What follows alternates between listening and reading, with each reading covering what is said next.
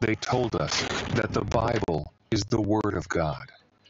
They told us to read it, to live by it, to pray as it taught us to pray. They said it was sacred. They said it was truth. But they also told us something else, didn't they? They told us never to question it. They told us that questioning the Bible is blasphemy, that thinking for ourselves is heresy. And yet, here you are. The YouTube algorithm brought you here, to this channel, to this day. You have been chosen to think, chosen to question, and chosen to see through the greatest lie we have ever been told. Because I know what they don't want you to know. I know what they would never tell you about the Bible. They would never tell you that the Bible does not reveal God in the beginning. It reveals Elohim. But who or what is Elohim? They will never tell you that Elohim is a plural term, a word that parallels an ancient and forbidden name, Anunnaki. And if you think I'm making this up, even Wikipedia, yes, Wikipedia, offers you a carefully worded disclaimer, revealing to you exactly what they want you to know about this. Why? Because the fear of you knowing the truth runs deep. This disclaimer isn't an explanation, it's a warning. A warning that they are terrified you'll uncover what's hidden in plain sight. So, who were they? And why have they worked so hard to keep this truth from you? It's time to uncover the story from the very beginning. Prepare to see the world and the cosmos in a way you never imagined possible. Hey there. I know this might seem out of the blue, but I was wondering if you might pray with me real quick.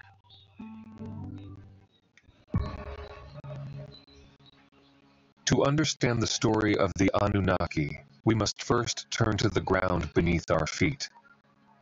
The truth, as it turns out, has always been buried there, hidden for millennia, waiting for someone brave enough to uncover it. It all began in the mid-19th century, when a wave of archaeological exploration swept through the ruins of the ancient world in Mesopotamia, a land we now know as modern-day Iraq. What they uncovered in those sands would rewrite our understanding of history forever.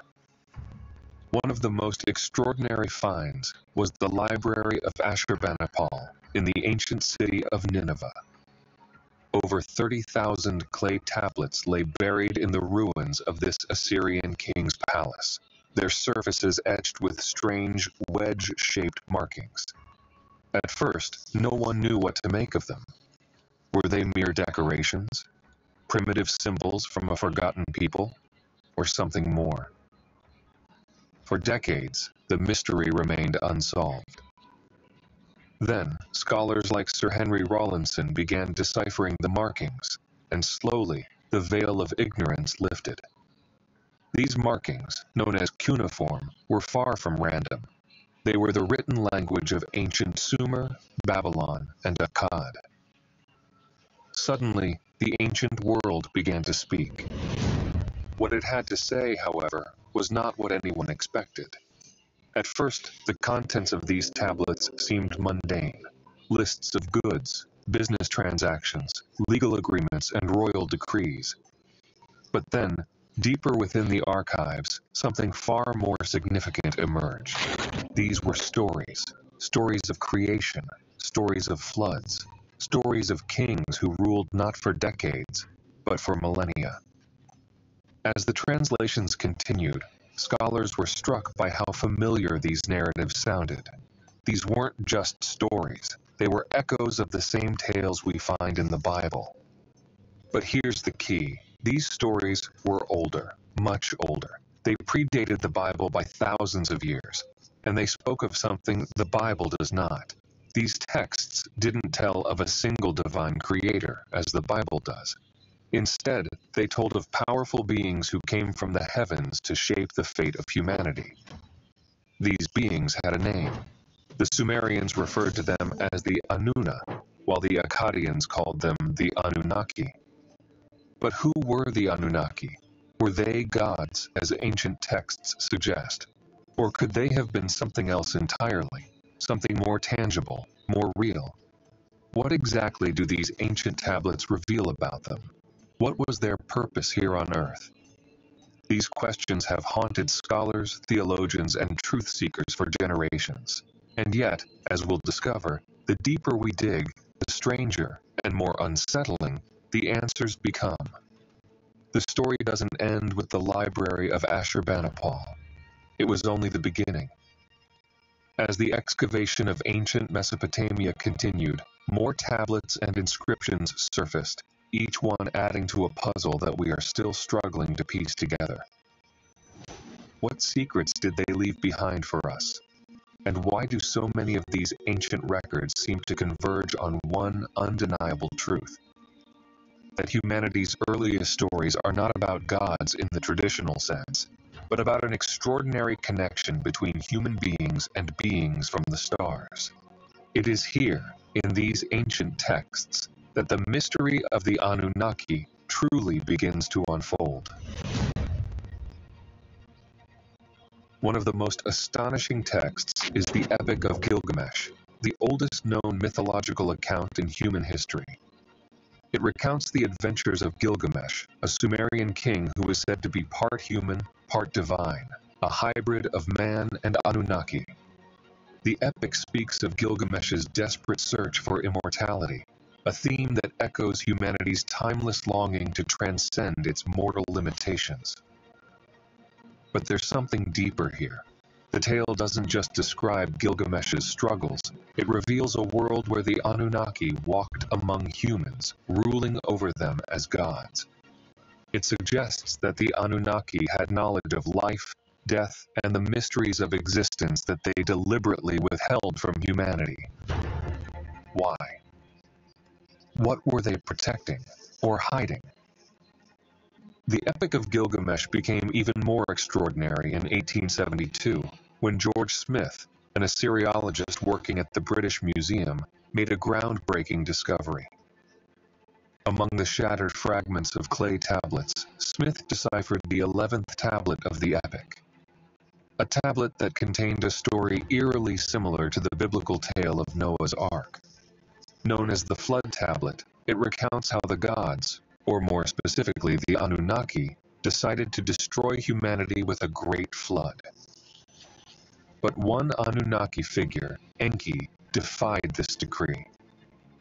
Enki, who had always shown a certain favor towards humanity, chose to warn a man named Utnapishtim. Enki's warning, however, was not given directly. The story describes how he communicated with Utnapishtim through a wall of reeds, instructing him to build an ark large enough to save himself, his family, and the animals. Utnapishtim heeded Enki's guidance and constructed the ark, narrowly escaping the catastrophic flood that wiped out the rest of humanity. The parallels with the biblical story of Noah are undeniable. Both tales speak of a righteous man warned of an impending flood, given divine instructions to build an ark, and tasked with preserving life. But there is a critical difference. In the Bible, a singular God both destroys and saves humanity. The roles of judgment and mercy are merged into one omnipotent being. In the Epic of Gilgamesh, however, these roles are divided among the Anunnaki. Enlil, the leader of the Anunnaki, is the one who decrees humanity's destruction, deeming them too troublesome to be allowed to live. Enki, in contrast, acts as a protector and guide, defying the will of the other Anunnaki to ensure humanity's survival. This division of motives among the Anunnaki adds layers of complexity to the narrative.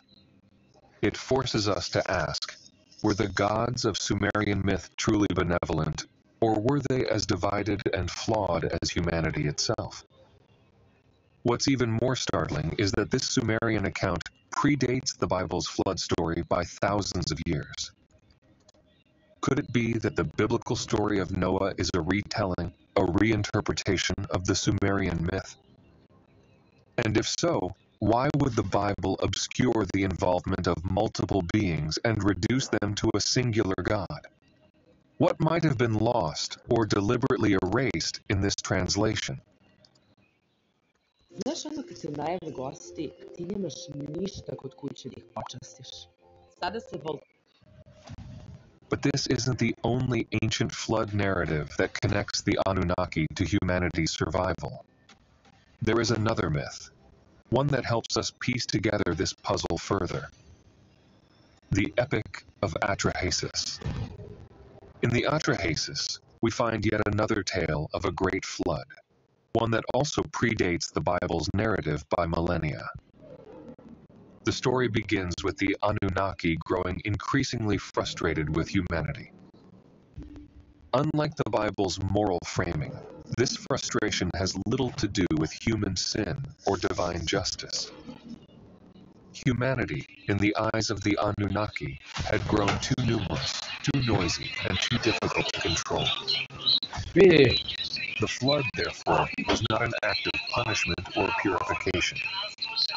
It was a calculated move to solve what the Anunnaki saw as a practical problem. Ja sam stavio sa podnapisima šta Biblija predstavlja Anunnaki i sad ljudi gledaju, vidi koliko, 17. He defies the council of the Anunnaki to warn Dao sam Atrahasis, oglase instructing između him toga. on how to Dao sam ti ja construct a pa vessel capable of i preserving sad life. je to na mom YouTube kanalu. It's the Od same drugog familiar uzimam i structure, a chosen man, a divine warning, viš a kako flood, lepo. and a vessel to save humanity.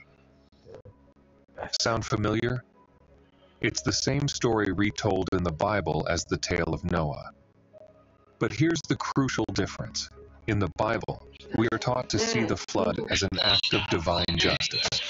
In the Sumerian versions, it's a much more practical, almost coldly calculated decision. The flood wasn't sent by an omnipotent God to punish sin or cleanse the earth. It was an act of control, a way for the Anunnaki to maintain balance and power over the humans they had created. These parallels between the Epic of Gilgamesh, the Atrahasis, and the Bible are too striking to ignore. They challenge us to rethink not only the origins of these stories, but the motivations of the beings they describe. If the Anunnaki truly played a role in shaping early humanity, what was their ultimate goal? Were they caretakers, oppressors, or something in between? Perhaps the answer lies in yet another ancient artifact, one that offers a glimpse into the relationship between humanity and the Anunnaki. Not through myth, but through what appears to be a straightforward record of history. This artifact, known as the Sumerian King List, is a tablet that bridges the gap between the mundane and the extraordinary. At first glance, it seems like nothing more than a ledger, a simple chronology of kings and their reigns. But hidden within its text is something that defies explanation, something that pushes the boundaries of what we understand about the ancient world. The Sumerian King List, at first glance, appears to be little more than a dry historical record. It lists the kings who ruled in Sumer, their names, and the lengths of their reigns. But as you read further, something extraordinary becomes clear. The early kings weren't like the rulers we know today. These kings reigned for tens of thousands of years. Some dynasties lasted over 200,000 years. How is that possible? These are not symbolic numbers. They're precise, down to the year, the month, and sometimes even the day. Scholars have tried to explain this in many ways. They've called the numbers metaphorical, symbolic, even fantastical. But those interpretations don't align with the precision of Sumerian record-keeping. Remember, this is the same culture that gave us the 60-second minute, the 60-minute hour, and the 360-degree circle. These were people obsessed with precision. So why would they suddenly abandon that obsession when it came to recording the reigns of their kings? Could it be that these rulers were not human at all, but Anunnaki themselves? Could this be evidence of beings whose lifespans dwarfed our own? beings whose rule was measured not in years or decades, but in millennia. The deeper we dig into these texts, the clearer it becomes. The Sumerians weren't writing mythology, they were recording history. A history of contact with beings who came from the stars. But if the Anunnaki were real, if they truly ruled over humanity in our earliest days, what was their purpose? Were they benevolent caretakers, or were they oppressors? What did they want from us? The answers to these questions are buried within the texts, within the stories that have been passed down to us. But one thing is certain. The Sumerians believed their civilization wasn't the result of human ingenuity alone. They believed it was a gift, or perhaps a burden, bestowed upon them by the Anunnaki. But this revelation leads us to a deeper, more troubling question. Hi there! Would you like to receive a gift? I'm a missionary for the Church of Jesus Christ of Latter-day. If the Anunnaki shaped humanity in the past, could their influence still linger today? And why has so much of this knowledge been hidden from us? The answers may lie not just in the texts themselves, but in what has been done to suppress them. For centuries, the Bible has been revered as the definitive account of humanity's origins, a divine revelation that shaped the spiritual and moral fabric of countless civilizations. But as we have already seen, many of the Bible's foundational stories have striking parallels with older Sumerian accounts, raising a critical question. What if the Bible is not the original source? What if it's a retelling, reinterpreted to serve a new narrative? These parallels are not just coincidental. They point to a shared foundation, a deeper truth embedded in humanity's ancient memory. The Great Flood and the Ark, as recounted in the Atrahasis and the Epic of Gilgamesh, are two examples where the fingerprints of the Anunnaki are evident. But the overlaps don't stop there. Other biblical stories, long thought to be unique revelations, find their roots in Sumerian myth as well, revealing a far more intricate tapestry of influence. Take the story of Adam and Eve. Genesis tells us that humanity was created from dust by the hands of God, formed in His image. But in the Sumerian myth of human creation, the process is far less divine and far more scientific. The Anunnaki, dissatisfied with their labor-intensive efforts to mine Earth's resources, decided to engineer a workforce. Using their own genetic material and combining it with that of a local primate species, they created humanity, not as a reflection of their glory, but as tools for labor. Even the Bible's phrasing, "Let us make man in our image, after our likeness," mirrors the collaborative tone of the Anunnaki's deliberations in the Sumerian texts. Who exactly was God addressing when He said us?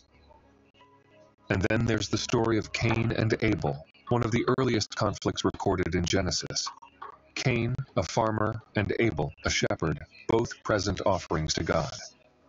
When Abel's offering is accepted but Cain's is not, jealousy drives Cain to commit the first murder.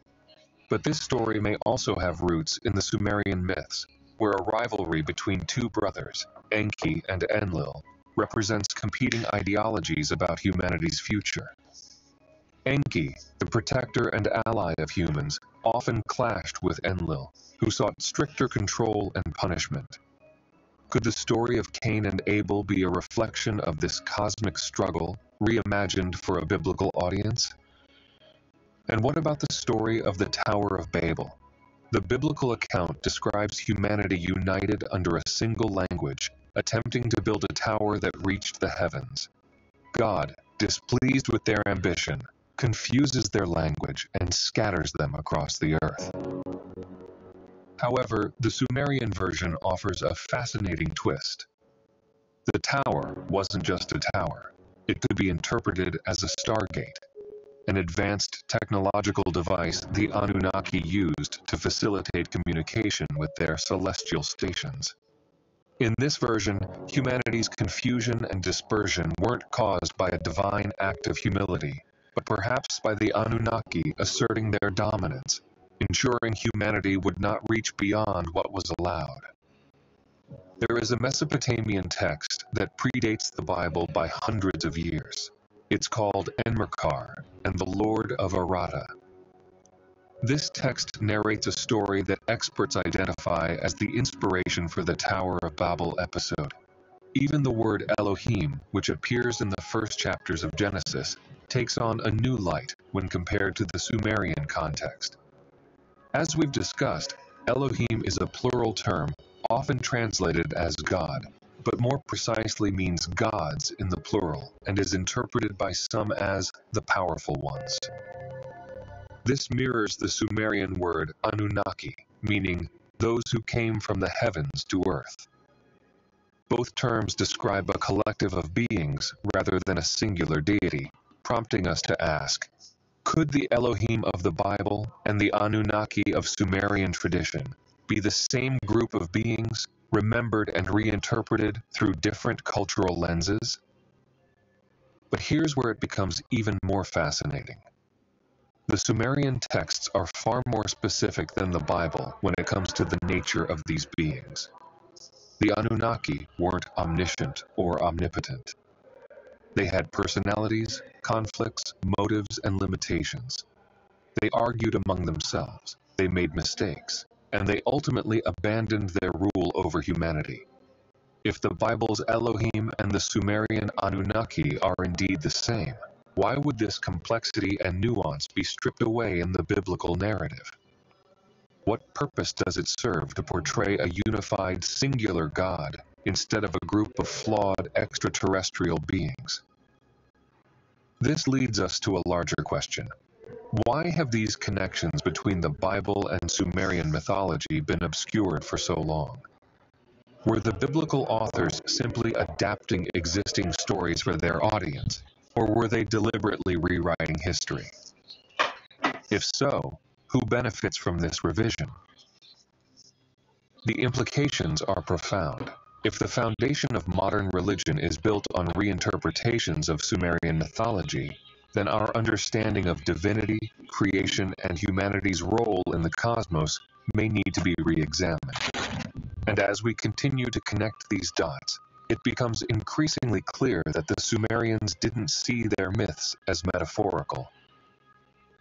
They believed they were recording history, a history of contact with beings who descended from the stars. There's a brand new AI tool that does prompt to YouTube video, as in you type in a short prompt and within a couple. But the Sumerians weren't the only ones. Throughout history, cultures across the world have passed down stories of beings who descended from the heavens, bringing knowledge, power, and at times, chaos.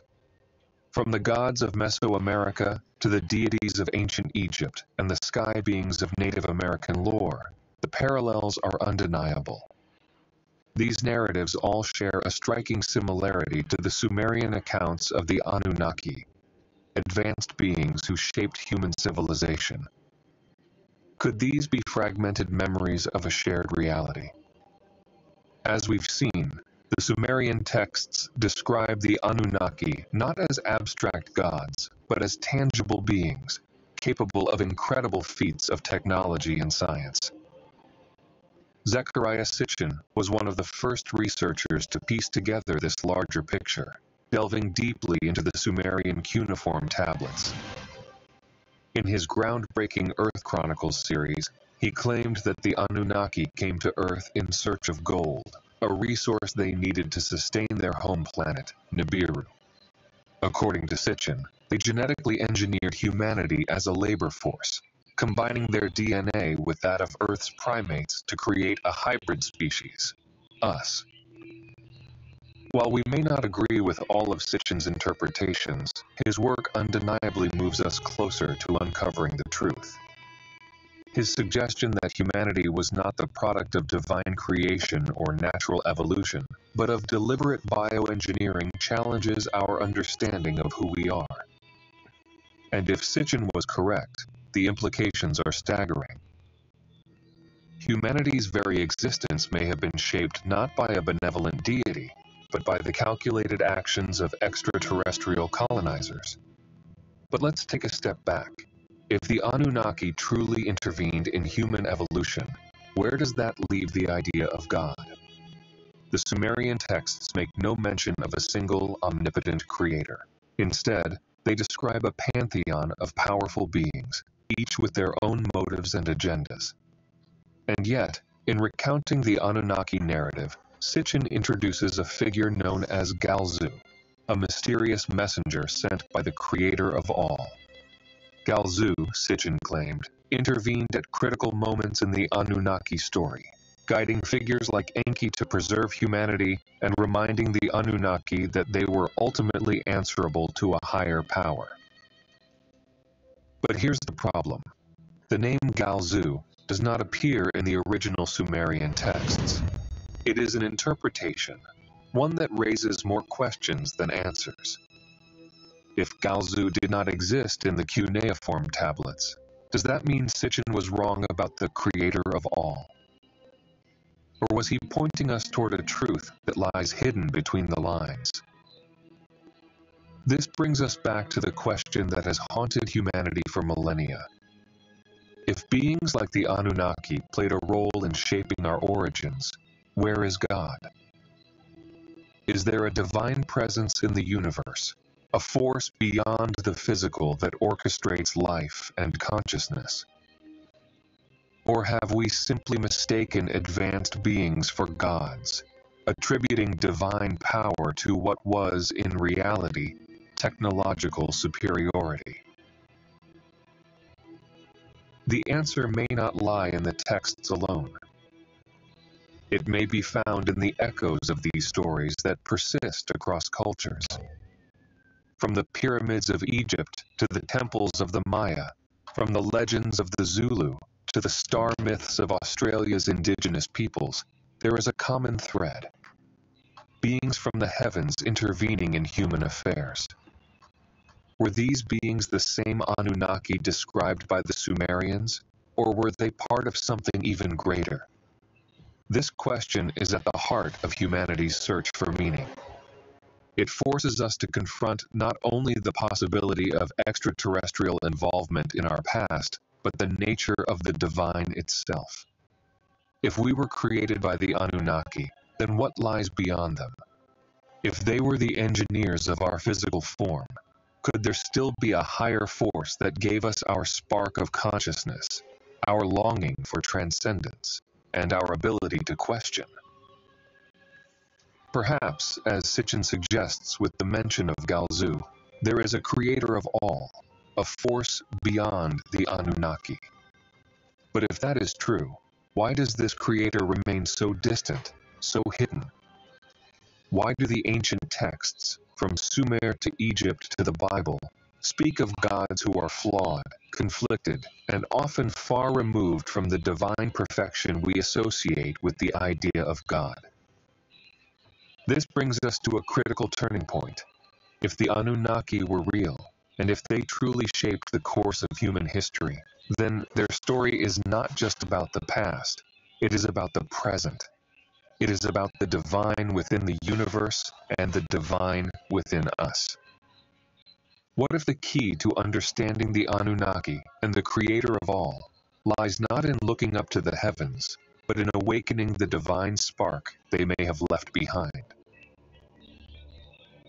To explore this idea, we must turn to one of the oldest creation myths from Mesopotamia, the Enuma Elish, the 7 tablets of creation. This ancient text recounts a profound moment where the Anunnaki sacrifice one of their own, a god named Kingu, to give life to humanity. Need a high-quality AI voice like this for your content? Humans, according to this myth, were born from a mixture of the slain god's blood and the clay of the earth. In this act, the essence of the divine, the very lifeblood of the Anunnaki, was infused into humanity. Similarly, as we have already seen in the Atrahasis myth, It is the goddess Mami, also known as Belet Ili, Ninma, or Ninhursag, who brings humanity to life. She is called the Mother Goddess for a reason. She combines the divine essence of the gods with the raw material of earth to mold the first humans. If the stories are to be believed, the divine essence was not something outside of us. It was part of our very creation. This realization carries profound implications. If the divine spark lies hidden within us, then it suggests that humanity is not merely the byproduct of genetic engineering or divine experimentation.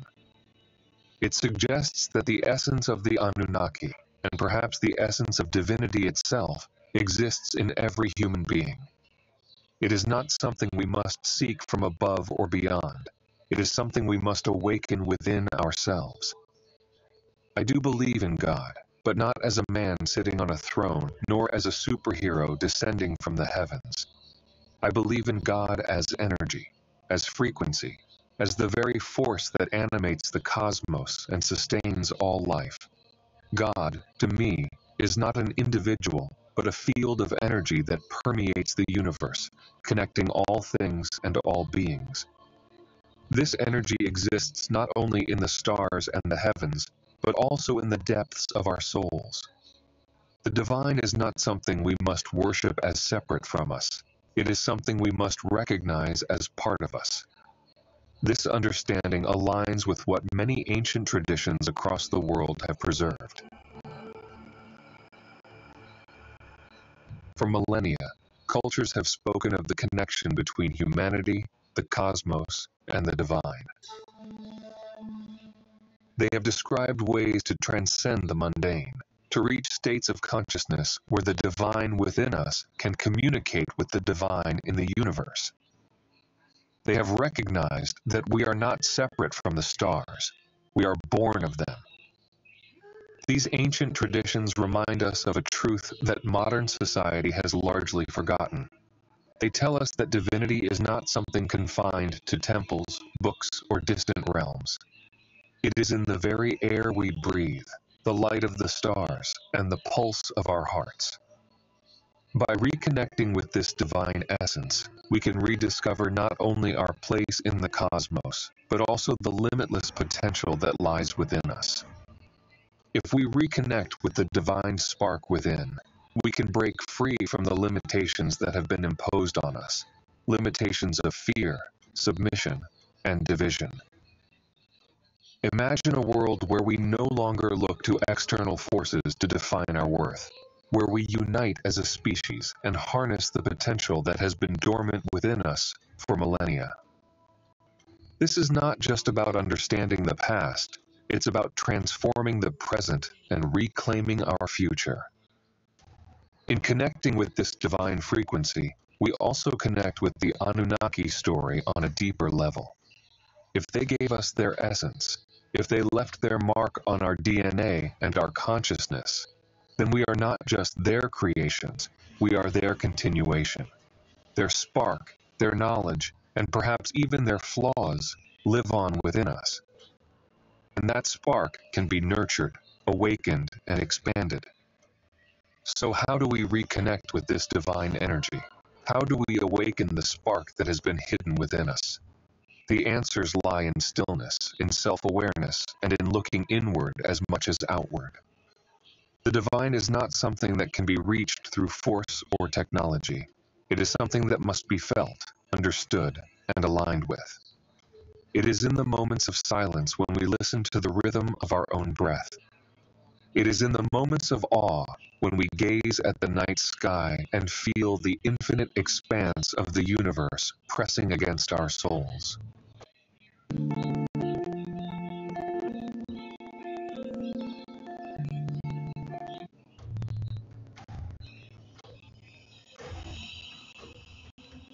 The Anunnaki may have left us long ago, but their influence remains. And perhaps their greatest gift was not the systems they created, nor the civilizations they shaped, but the divine spark they left hidden within us, a reminder that humanity is more than what we see on the surface. Yet, If this spark resides within us, if this truth is so powerful, we must ask, why has it been hidden from us for so long? Why does the Bible, revered as the ultimate guide to truth and spirituality, obscure this knowledge? Why does it reduce the complexity of the Elohim, a plural term that mirrors the Anunnaki, to a singular God, masking the idea of beings who walked the earth, who ruled as kings and gods, not because they were divine, but because they were superior? Why does it fail to tell us that the God who created man and then walked in the Garden of Eden, the one who destroyed with the flood and scattered humanity at Babel, may not have been an all-powerful creator, but beings with motives of their own? What if the Bible was rewritten not to reveal the truth, but to control it? To consolidate the fragmented stories of humanity's origins and reshape them into a narrative that served the interests of those who wielded power. After all, if humanity was taught that its creators were flesh and blood beings, flawed and fallible, wouldn't that disrupt the divine authority of religious institutions? Wouldn't that force us to question everything we've been taught about God, creation, and our place in the cosmos? And it's not just religion. What about governments? Why don't they speak of the Anunnaki, of the ancient texts and tablets that reveal humanity's early encounters with these beings? Why don't they acknowledge the possibility that advanced extraterrestrial beings influenced the course of human history? Could it be that they too are invested in keeping us in the dark? Mainstream historians often dismiss the Anunnaki hypothesis, labeling it pseudoscience or myth. They argue that these stories are merely symbolic, reflecting the imagination of ancient peoples rather than actual events. But if that's true, how do we explain the consistency across cultures, the advanced knowledge of astronomy, genetic manipulation, and cosmic travel embedded in these texts? These stories, repeated in civilizations thousands of miles and years apart, suggest more than imagination. They suggest memory. If humanity understood its true origins, if we realized that we are not just earthlings but something far greater, what would that mean for the systems of control that dominate our world today? Religions were meant to reconnect us with the divine, to teach us about our relationship with God and the universe. And yet, most religions reinforce the idea of separation. They place God on a distant throne, a being to worship but never truly understand, to fear but never question. What if that throne wasn't in the heavens at all, but on earth?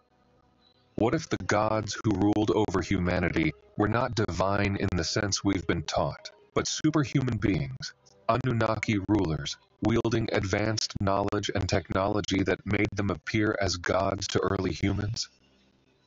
Why are they afraid of us knowing the truth? Could it be because this truth would awaken something within us, something they cannot control? What if the systems of power, both religious and political, are built on the premise that humanity must never know its full potential? That we must remain disconnected from the divine spark within us, from the energy that ties us to the universe, from the truth of who we are? If we knew the truth, we might realize that we are not inferior, not broken, not in need of salvation from an external force. We might realize that we are already connected to the divine, that the power to shape our destiny lies not in the hands of gods or institutions, but within ourselves. That the systems of control... I'm going to reveal the ritual that took me from debt to millionaire in just 3 months. My name is... Control, of fear, of guilt, of submission, are illusions designed to keep us from reclaiming what was hidden in us from the very beginning. This is the ultimate question. What are they so afraid of? Is it that we might break free from the idea of needing intermediaries to reach the divine? That we might stop looking to kings, priests, and governments for answers and start looking within? If humanity truly understood its origins, if we understood that we carry the essence of the divine, that we are in a way descendants of gods, what kind of revolution would that spark? Perhaps the greatest fear of those in power is that humanity would no longer submit. That we would stop worshiping the systems they created and start creating systems of our own. That we would stop looking to the heavens for salvation and start finding it in the divine spark within us. This is the secret they don't want you to know. This is why the story of the Anunnaki is suppressed, why the fragments of truth buried in ancient texts are ridiculed, ignored, or rebranded as mere myth. Because if you knew, if you truly understood, then the systems of power and control that have ruled for thousands of years would crumble. And maybe that's exactly what needs to happen. These are not easy questions. They challenge everything we've been taught, everything we believe about who we are and where we come from. But you were chosen to see this, to ask these questions, to explore what others are too afraid to confront. And once your eyes are opened, there is no going back. So now the choice is yours. Will you walk this path of discovery? Will you seek the answers that have been hidden from us for millennia? Because this is not just the story of the Anunnaki. It is the story of you. It is the story of humanity. And perhaps it is just the beginning. I invite you to continue your search for the truth by choosing one of the other videos appearing on the screen for you. Make sure you're subscribed to the channel and have activated the notification bell so you won't miss the upcoming videos. Don't forget to share your opinion in the comment so we can have a healthy debate on the topic. I'll see you in the next video.